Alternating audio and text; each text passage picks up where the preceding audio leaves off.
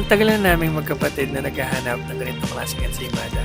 Yung may itlog na maalat sa taas. Sa Malolos lang pala namin makikita.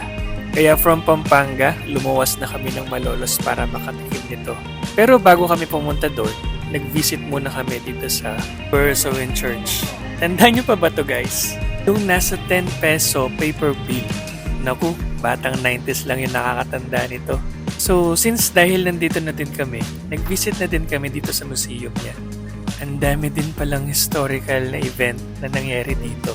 Talaga naman na ang probinsya ng Bulacan, napaka-masaysayan at napaka-historical din. Hindi talaga namin in-expect na sa paghahanap ng ensaymada, mapupunta pa kami dito sa museum ng Bursawen Church. Guys, must visit din to.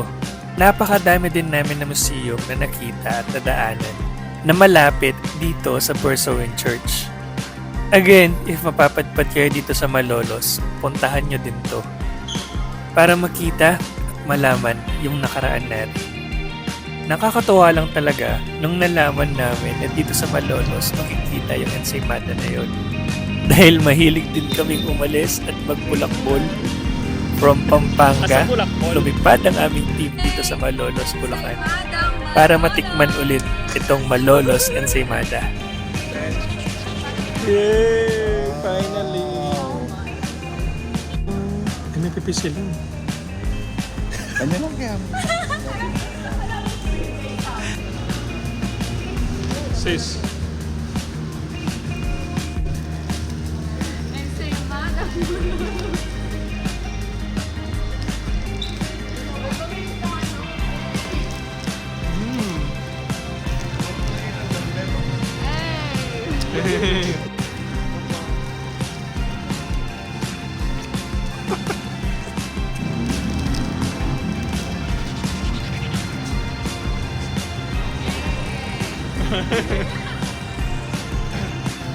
Emo sa liring pamilya mo?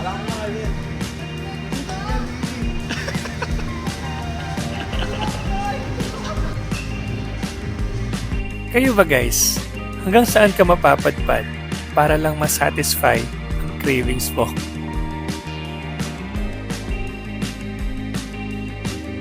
Camera ready, action!